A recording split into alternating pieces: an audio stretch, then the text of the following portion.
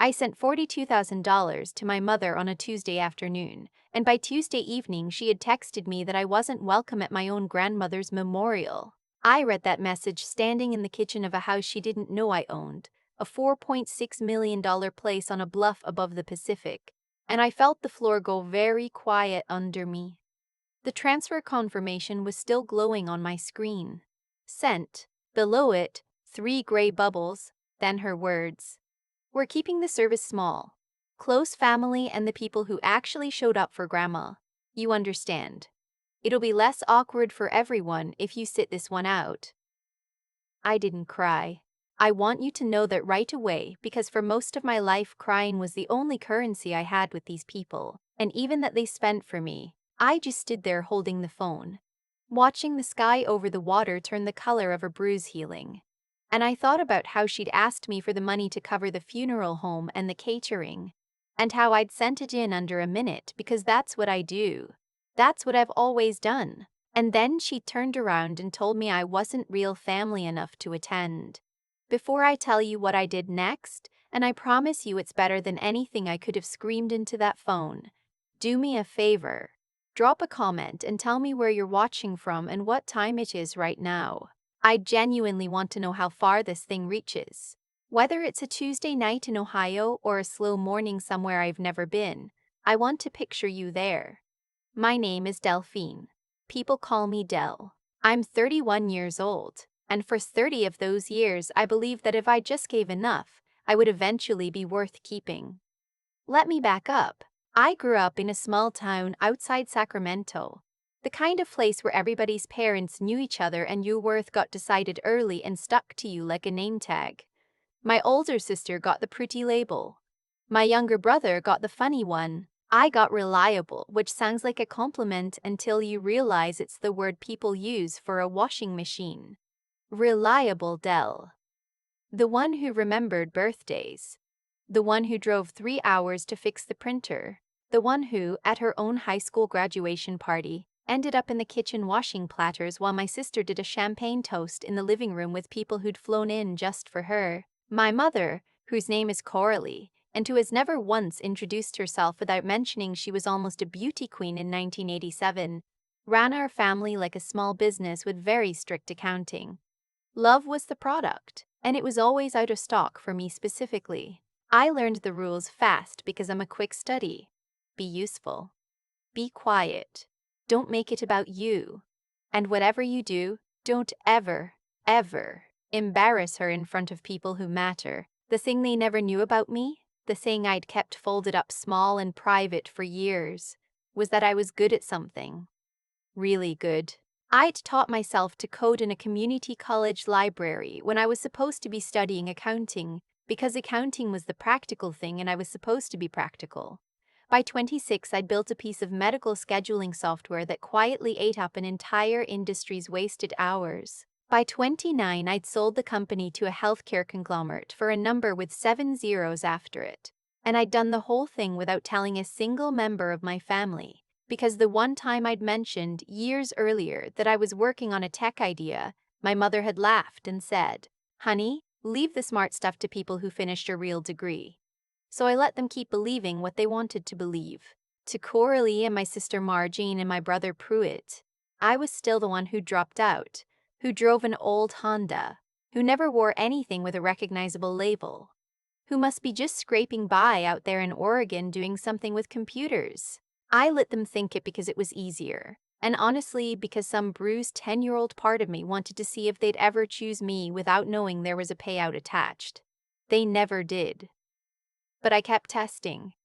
That's the part I'm not proud of. When Coralie called in October saying she needed help with my grandmother's care, I sent money. When the assisted living facility raised its rates, I covered the difference, quietly, routed through an account so it wouldn't be obvious it was me. My grandmother, my dad's mother, a woman named Opaline who smelled like rosewater and called me her little owl because I asked too many questions, was the only person in that family who ever looked at me like I was a whole person and not a line item. She'd slip me peppermints and tell me the smart ones always get the last laugh. You just have to be patient, little owl. When she got sick, I flew down every other weekend. the cheap flights, the red eyes, because nobody else would. And because I couldn't stand the thought of her being alone in a beige room with a television nobody changed. And when she died, on a gray morning in early December, the first call I made was to a charter service because I assumed I'd be flying home for the funeral. The second thing that happened was my mother texting me to ask for $42,000 to do it right, the way Grandma deserved. I sent it that same afternoon, and then, 4 hours later, she uninvited me from the memorial of the one person in my family who had loved me. I read that text 3 times. Then I set the phone face down on my kitchen island, the real marble one, not the laminate I'd grown up resenting, and I walked out to the deck and watched the ocean for a long time. Here's the thing about being treated like an ATM your whole life. You start to forget that an ATM, if it wanted to, could simply lock. I didn't decide to get revenge. I want to be precise about this, because it matters to me that you understand I wasn't sitting there twirling a mustache. What happened was simpler and colder than that. I just stopped, for the first time in my life, asking how I could make them love me, and started asking what I actually wanted. And what I wanted was for my grandmother to have a real goodbye, surrounded by the people who had genuinely loved her, in a place that honored who she was. Corrali was going to throw a tasteful little event for 40 people who'd remember to compliment her on her composure. I was going to throw something else entirely. I started making calls that night. My grandmother had a sister, my great-aunt Adele, who Coralie had frozen out years ago after a fight over a will that, it turned out, contained almost nothing. Adele lived in a tiny apartment in Bakersfield and hadn't been invited to a family gathering in 6 years. I called her at 9 that night and she picked up on the first ring like she'd been sitting by the phone. And when I told her Opaline was gone, she made a sound I won't try to describe. And then she said, "Nobody told me. Nobody even told me she was sick." And something in my chest that had been tight for 30 years cracked a little wider. "I'm telling you now," I said, "and I want you to come say goodbye to her properly. I'm handling everything. First class, you won't pay for a thing." There was a long pause. Then she said, "Little owl." Because of course Opaline had told her about me. Sisters tell each other everything. "Is that you?" I had to put the phone down for a second. Over the next 2 days I built something. I'm a builder, it's what I do, and I built the hell out of this. I rented a stretch of coastline up near where I live. A place with cliffs and cypress trees and a view of the water that would have made my grandmother cry, because she'd grown up landlocked in the Central Valley, and the ocean was the thing she always said she wished she'd seen more of. I hired a chef who specialized in the Louisiana cooking Opaline had grown up with before her family moved west. Gumbo and bread pudding and a king cake even though it wasn't the season, because she'd loved king cake. I found the people, the ones Coralie had discarded over the years like she was clearing out a closet. There was Idel. There was a man named Foster, my grandmother's old friend from her church choir, who Coralie had once described to my face as not the kind of person we associate with, because he was a retired postal worker who wore the same brown suit to every event. There were the neighbors from the old house, the Okonpos, who had brought my grandmother soup every single week for 2 years when her hip was bad, and who Coralie had never once invited inside because she said their cooking smell got into the curtains. I called every one of them.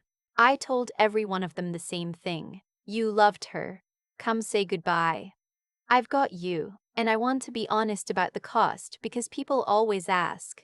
Like the dollar figure is the point. I spent close to $90,000 on that memorial, and I didn't blink, because for the first time in my life I was spending money on exactly what I wanted instead of on the receipt for a love that was never going to come. The flights, the cars, the food, the flowers, the string quartet that played the hymns she used to hum while she did the dishes.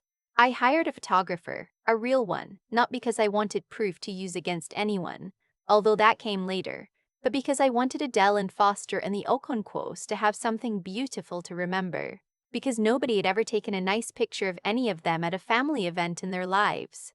The morning of the service, the weather did the thing where Northern California shows off. Crystalline. The fog burned off by 10 and left the water glittering all the way to the horizon. Idelle stood at the edge of the cliff in a lavender dress I'd had sent to her hotel room, and she looked out at the ocean and put her hand over her mouth. And Foster came and stood next to her in a new gray suit I'd quietly arranged, and the two of them, two people my family had thrown away, watched the water together. The chef's gumbo steamed on long tables. The quartet tuned up, and I stood at the back and felt my grandmother everywhere, in the salt air, in the laughter starting up among people who actually missed her, in the absence of every person who'd made her last family Christmas a tense, performative nightmare. Meanwhile, 200 miles south, my mother was hosting 40 people in a hotel ballroom and wondering, I'd find out later, why almost nobody from my grandmother's actual life had shown up. Because they were with me. I hadn't planned to post anything. I want that on the record. But after the service, when Idelle came up to me with her eyes still wet and said, "This is the most loved I've felt in 10 years, and it took my sister dying to get it," something shifted in me, and I understood that staying quiet had never protected me. It had only ever protected them. Silence, when you're the one being erased, isn't peace. It's just agreeing to disappear. So I posted the photos. One of them in particular, Adele and Foster laughing together over a plate of gumbo with the Pacific behind them, gold light everywhere. And I wrote a caption I'd been composing in my head for 30 years, and I kept it simple, because the simple things cut deepest. Today we said goodbye to Opaline, surrounded by the people who actually loved her, to the family who couldn't make room for her sister, or her oldest friend, or the neighbors who fed her every week. I hope the $42,000 I sent makes for a lovely party. She deserved better than all of you. So did I. And then I tagged my mother, and my sister, and my brother, and I turned my phone face down on the white tablecloth, picked up a cup of chicory coffee, and went to sit with my great aunt and watch the sea. It took 11 minutes. The phone started moving across the table like something alive. I watched it buzz and skitter and turn itself in slow circles. I didn't pick it up. Idelle glanced at it, then at me, and I just shook my head and smiled, and she smiled back, and there was a whole conversation in that. Two women who understood exactly what it felt like to finally stop running toward people who were always walking away. By the time the sun started going down, there were 61 missed calls. Coralie, Marjane, Pruitt, numbers I didn't recognize. Coralie again. Coralie again. Coralie again. I made myself a plate of bread pudding and I sat down and I listened to the voicemails on speaker, out there in the dusk with the people who'd stayed, and I let them play like a soundtrack to a life I was finally done living. The first one from my mother was all ice. Delphine, I don't know what you think you're doing, but you need to take that post down immediately. People are calling me. You're making us look like monsters over a misunderstanding. A misunderstanding. As if uninviting me from a funeral had been a typo. The second one, 20 minutes later, the ice was cracking. How dare you?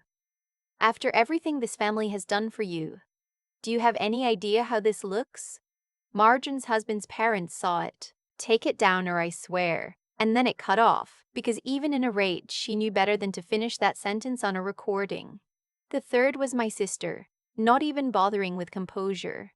You ungrateful little freak. You did this for attention because you've always been jealous of me. Mom is humiliated. Where did you even get the money for whatever this is?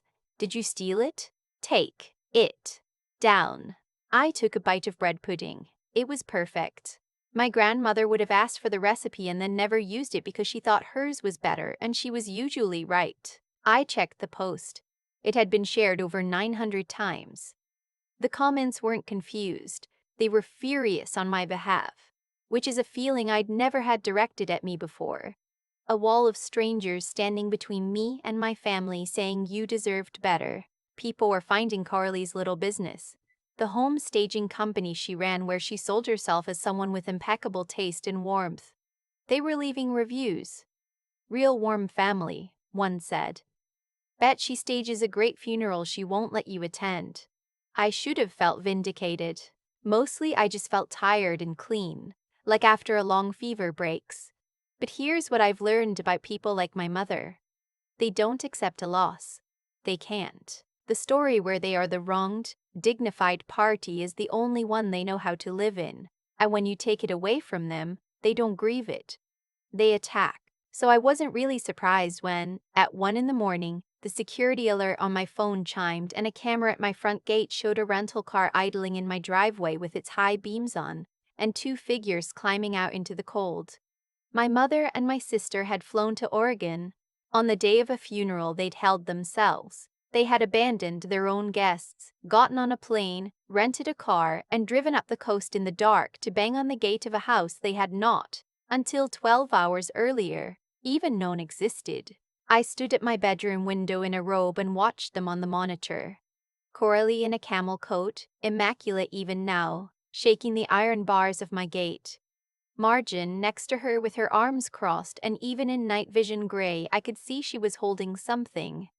A folder. A thick one. I pulled on a coat and walked down my own driveway in the dark. The gravel crunching under my boots.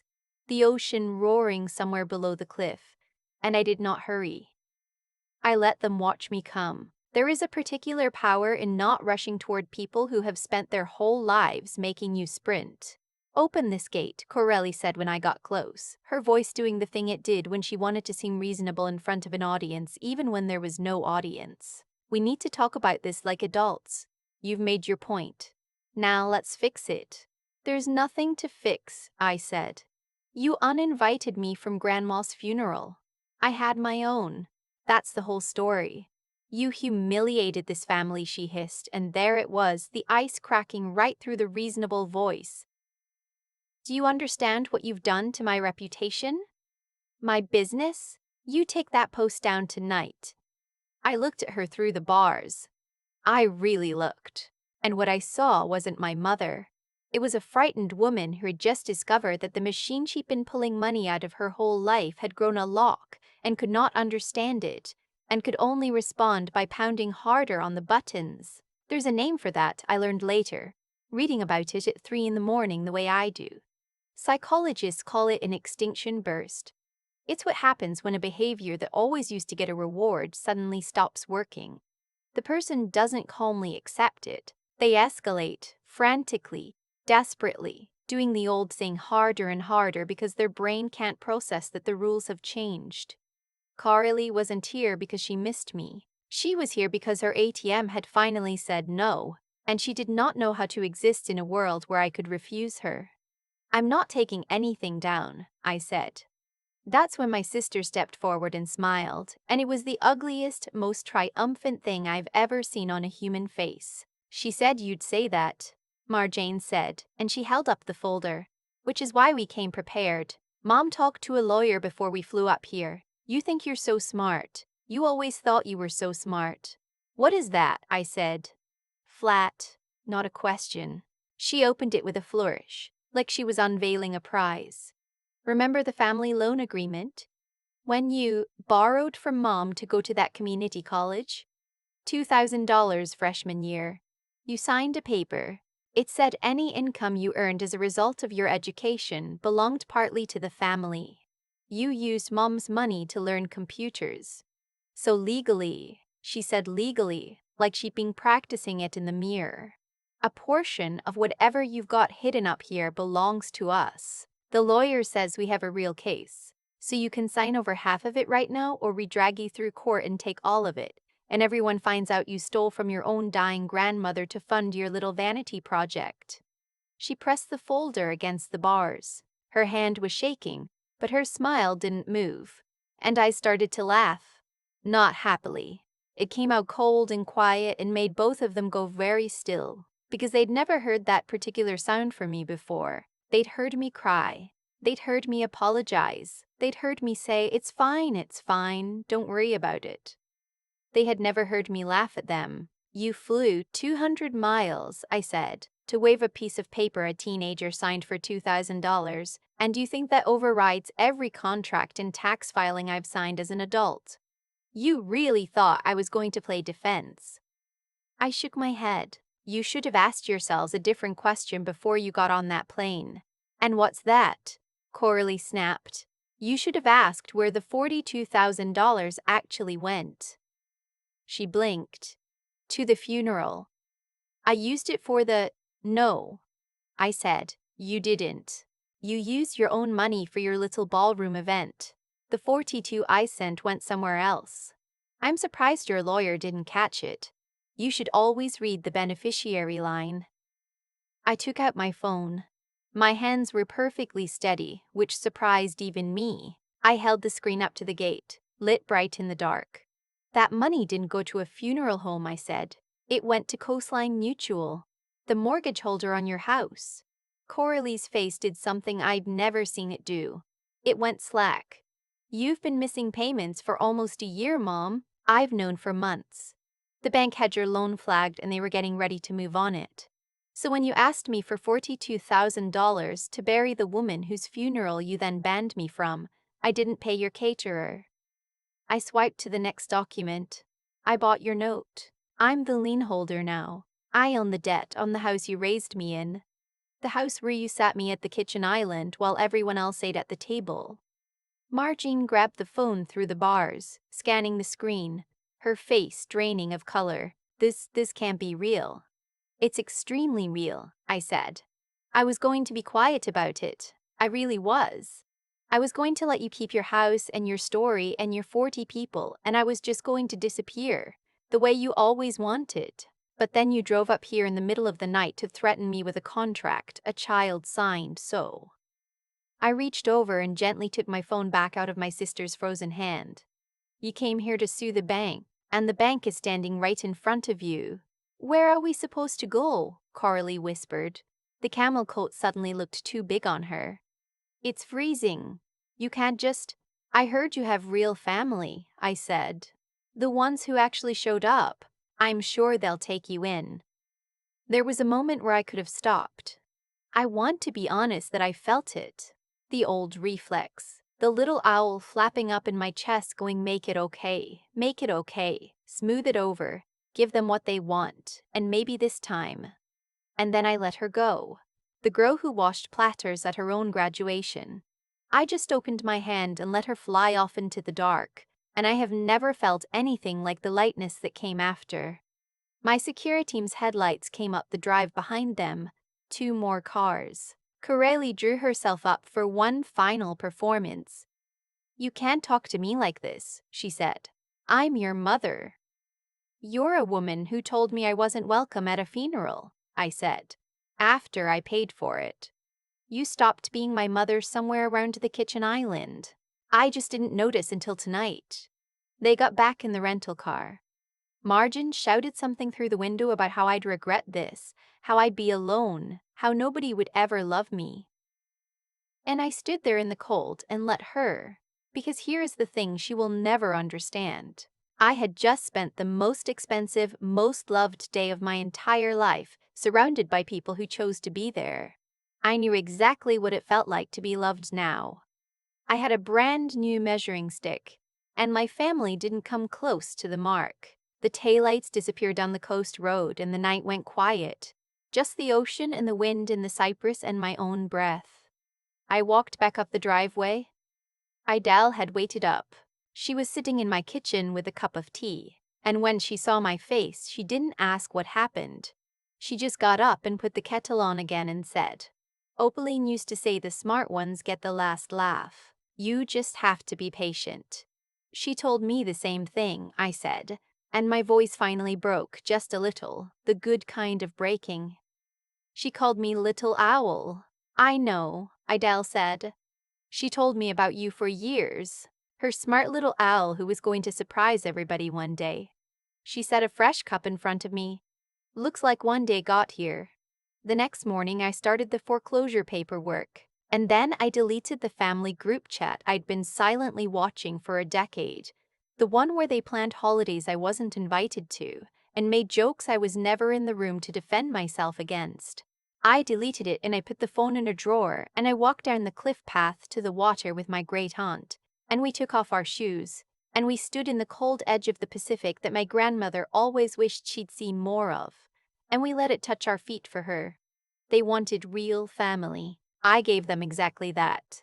I just made sure I was the one who got to decide who counted. I didn't lose a mother that night, or a sister, or a brother. You can't lose what was never holding you.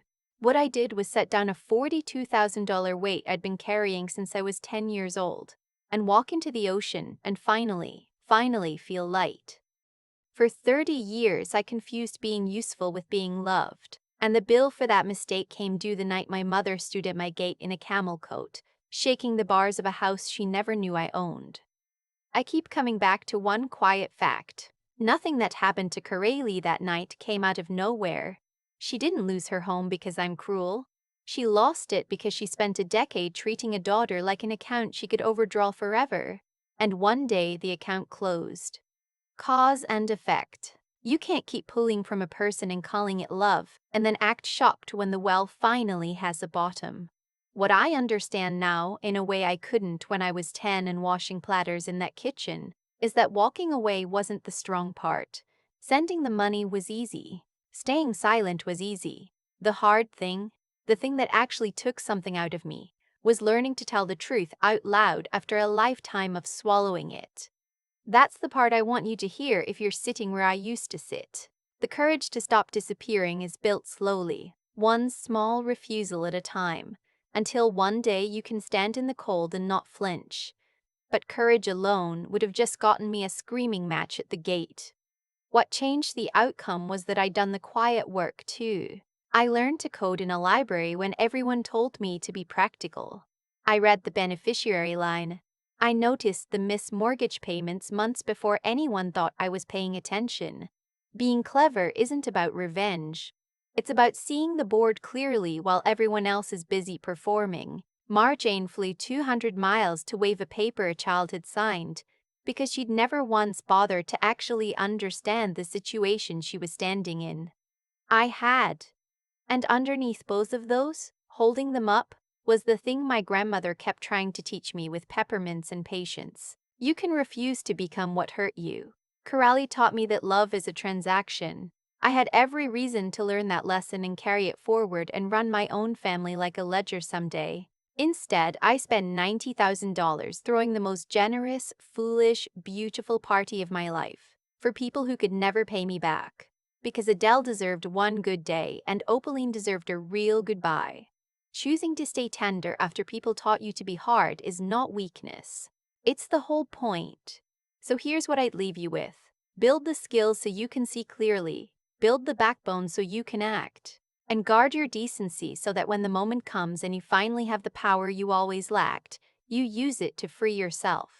Not to become the very thing that caged you. I didn't lose a family that night. I just stopped paying admission to one that never wanted me in the room.